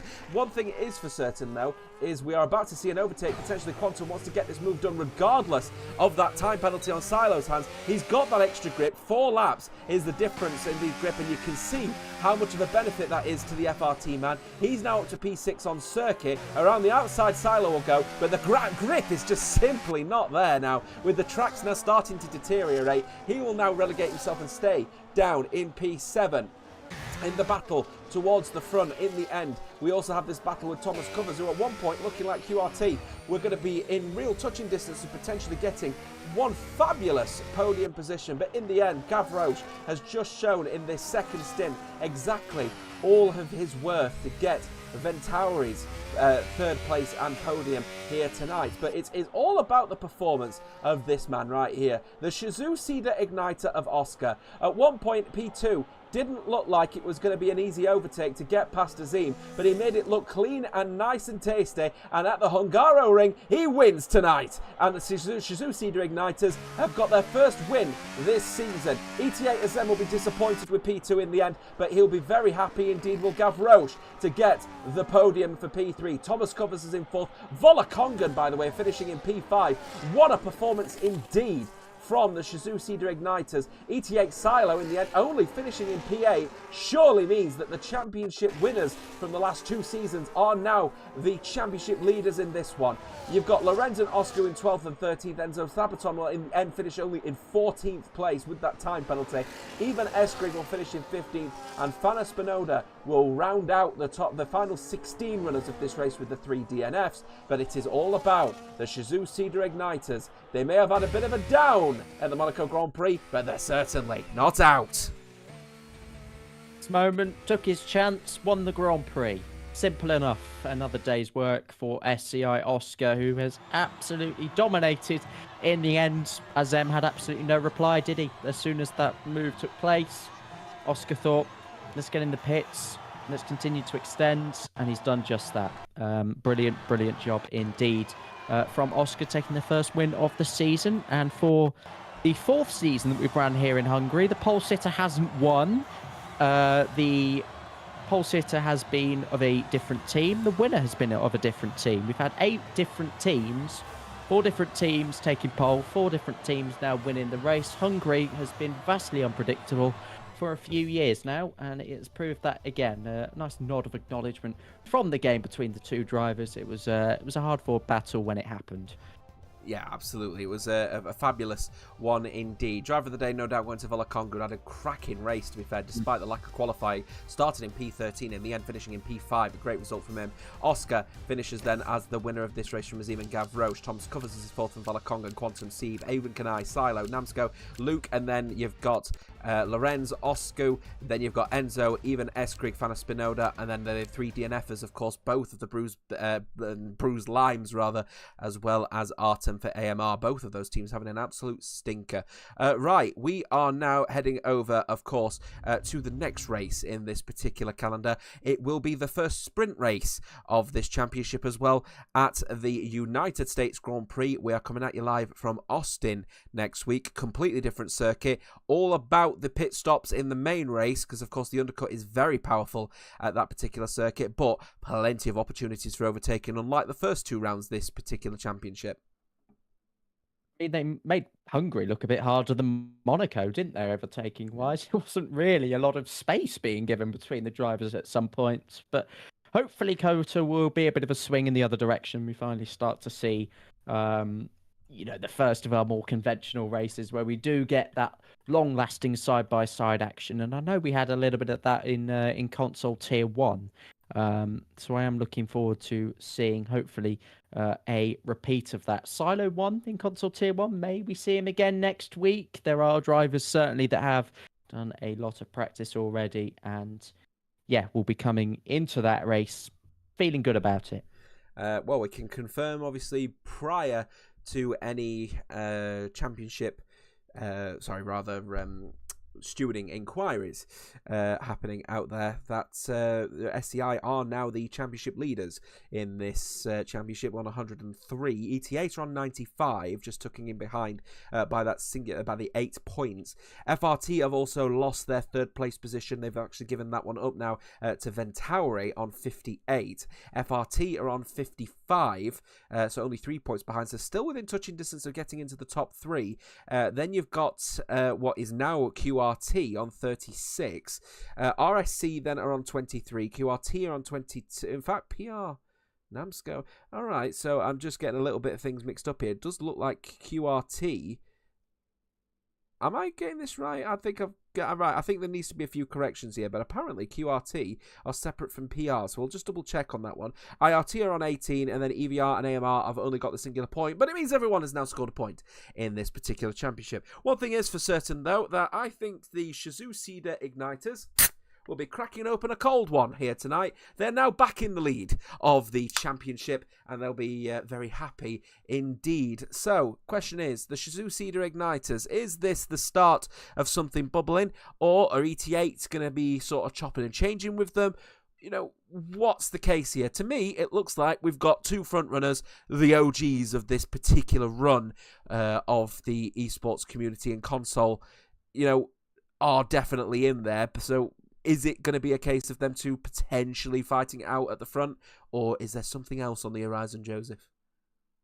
Quite possibly. I mean, Shizou will be relieved, I think, about today's result, because last season it took them until round 16 to win a race. That wouldn't suffice this season. There isn't 16 races in the championship. So, again, just to get that win early will certainly fill them with a lot more confidence than maybe they had last season when they were the chasing team, if you prefer. So it will be close all season long. We know ET8 can delve into that, Sergio Matteo lineup once again. Shizou maybe a little bit more likely to just still be building a couple of bonds between certainly the newer drivers to the team that have come in the SCI rebrand, rechange, merge, and yeah, I still think there is a long way to go. ET8 won't be disheartened with the result. They're now in the position that Shizou were in last season, taking a couple of P2. So role reversal, you could say. Still going to go a long, long way into this season, I think. Yeah, I'm going to seek some clarity from Luke about the PR QRT thing here, because I think in the standings, and of course this is people who have got access over on our Discord and as well as over online as well, follow us on Twitter at WR League. PR and QRT are still separate, so I don't know if there's just been a little bit of mislabeling, so we'll figure that one out later down the line, unless I'm going completely in my own fever dream due to this illness.